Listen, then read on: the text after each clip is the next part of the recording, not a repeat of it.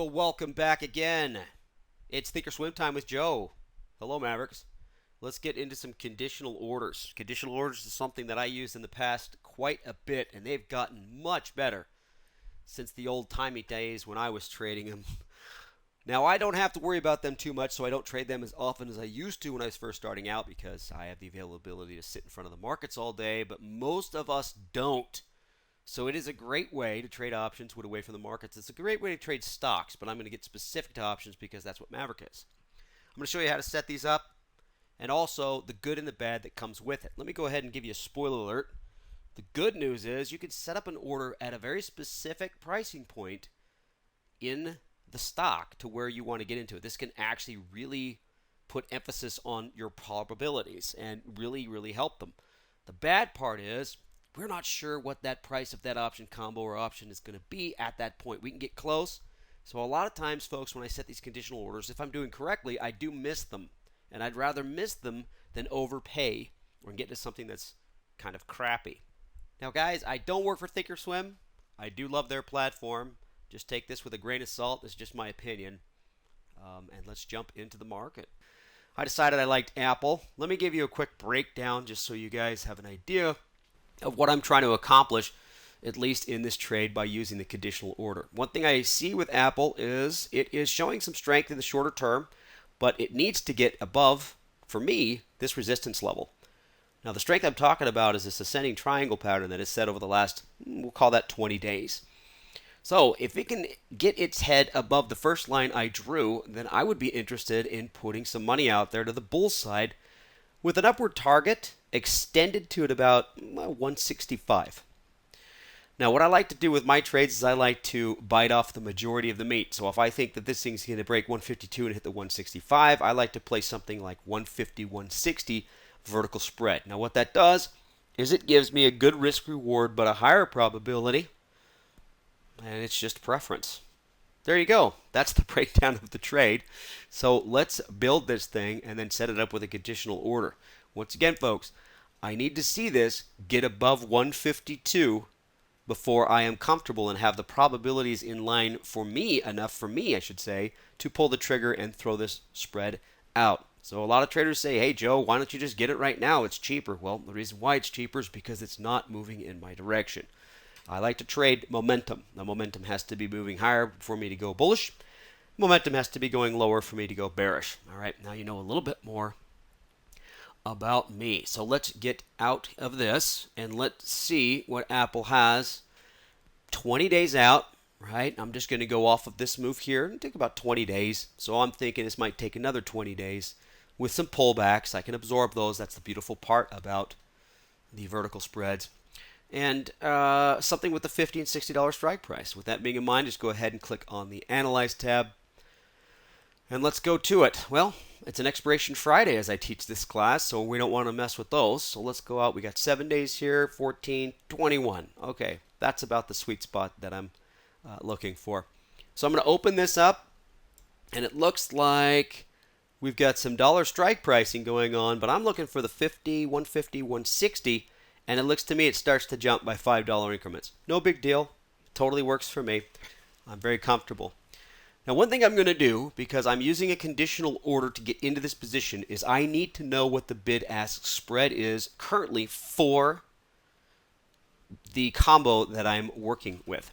Now, to do that, usually I just click on the strike prices I want, hold control, click the other one, and it builds the combo really nicely down in here. But since I need to take a look at the current bid-ask spread for these combos, I'm going to pull this down here.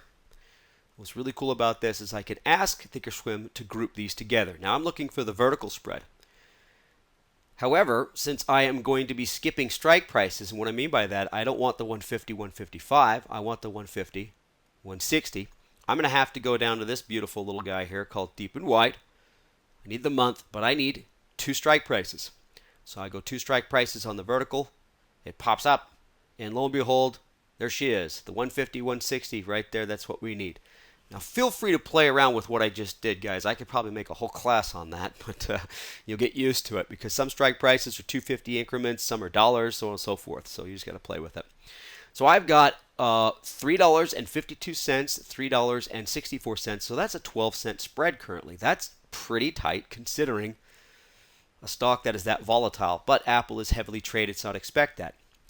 Okay, that's super, Joe. Thanks for telling me that. What do I need to know about that 12-cent spread? A lot, because we don't know what this is going to be when the stock moves, right? It's at 149 up here, folks. I need this to get to 152 before I trade it. So I have to have an idea of what I'm going to pay for, and it's going to be more than this, isn't it? So how do I do that? Well, first of all, let's select the combo. I'm just going to go ahead and buy it. You can see it drops it down in this beautiful area here. I always reduce mine to 1. And the reason why I start with 1, because we start to play with math. I'm just not very good at it unless it's 1. Okay, so let's go to the Analyze tab or the risk profile on this. And there is our nice little spread. Okay, so 2 things to look at. The first is this purple line.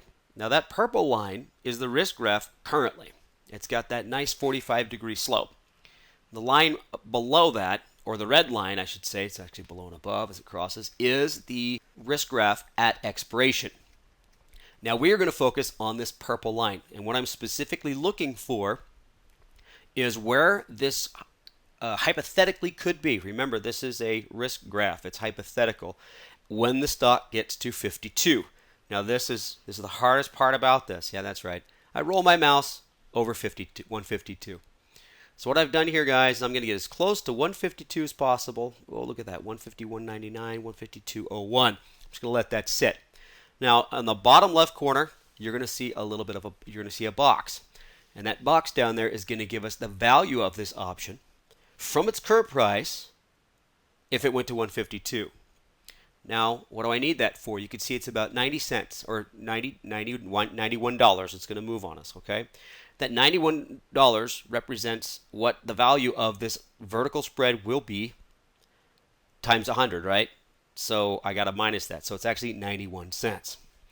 Okay, genius. So what are we going to do with that? Well, we take our 91 cents and we go back to our simulated trades, and I simply add 91 cents to both sides. That's right, folks, both sides. I don't just add it to one or the other. It's going to be on both sides. So when I do that, I'm going to have to get my calculator out and do this. It's going to be $3.56 plus 91 cents equals $4.47. That's going to be the bid, hypothetically, based on this risk graph, once the stock gets up to 152.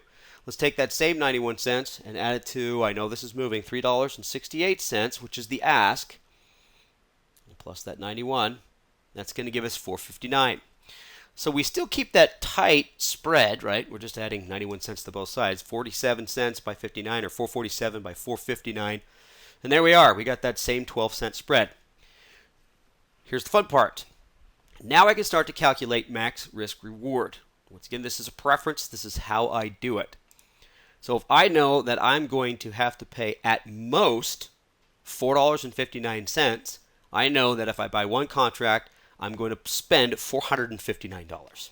So I'm going to go ahead and build this order.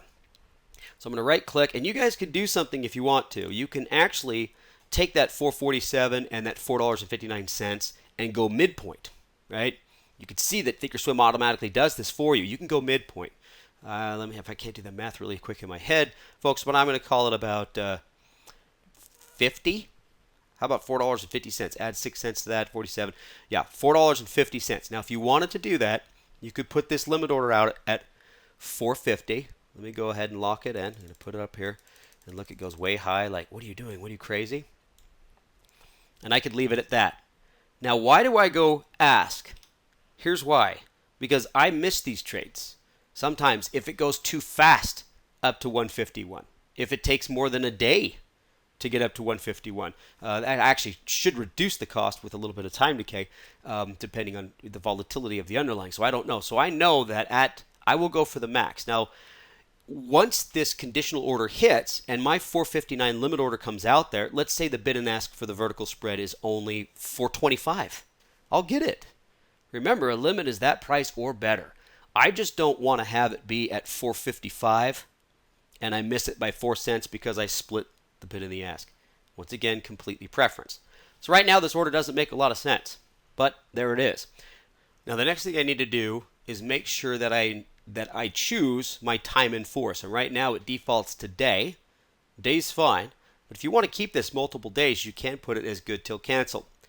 Now folks, depending on how active you are as a trader, having it as a day order is kind of nice because if it doesn't trigger, it cancels and you can rebuild the order fresh each day. The bad thing about that is you have to rebuild the order fresh each day. If you leave it as good till cancel, it'll sit there until it triggers. However, let's say for some reason Apple decides to fall apart, it never even gets to 152. I'm going to have to eventually just give up on the trade, and I can manually cancel the order. Choice is yours. I'm totally fine with that. Let's say that it's good till canceled and Apple gaps up to 155. You're still protected by this limit order. All right? It'll trigger and say that the options combo is now going for $6 or whatever. It won't trigger because your limit is keeping you from that. So I'm okay with a good till canceled order here. Now you'll notice you won't see the cogwheel until you put your cursor up. Take a look at this. You can zoom in here for a minute. You have to put your cursor up here for this to zoom in, or excuse me, for this to pop up to where I can click on it. Once I click on it, now I've got my order rules. Up top is what we already built. We're going to buy one of the vertical spread at $4.59. That's going to be our limit order. What we're after here is this conditions order. Now to get one active, and this took me a while to figure out, you actually have to kind of put your cursor down here and then just regular click under symbol and it'll automatically start it for you. Of course, we want the symbol to be Apple. You can attach conditional orders to other things like the spiders or the S&P or the Qs or whatever you want to. So that's kind of neat. I usually directly attach it to the stock because that's what I'm playing with.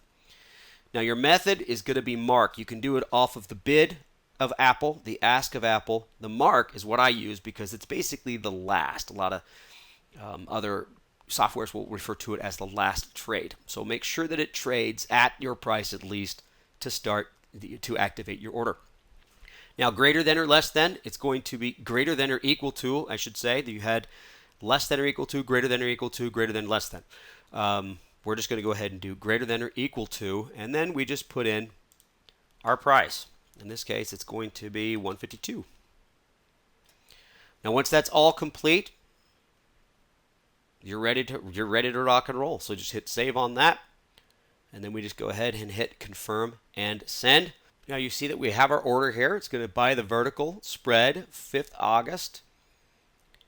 22, 150, 160 call, right? So that's basically the options. And then right below it here, it says Apple mark at or above 152. There's your condition. So you go ahead and hit send on this, and we'll jump over to our monitor tab. And our monitor tab is going to show us that we have a working order. However, it's waiting on a condition. It says wait con. You can actually click on the cogwheel once again. You can see here it is. This is what it's waiting for. Now to change this, you actually have to go cancel and replace. So keep that in mind. Let's say that you want to change it. You got to right click. You can either cancel the order or cancel and replace the order. And that will work. Now folks, that is how you get into an options order using a condition. So we're just going to let that bad boy sit. Now on the other side of the coin, I have a trade here. This is Merck. And I've got a diagonal spread here, a 92.5, 96 diagonal call spread that I want to protect. This gets pretty simple. First thing we got to do is let's go to the Merck chart and take a look at it.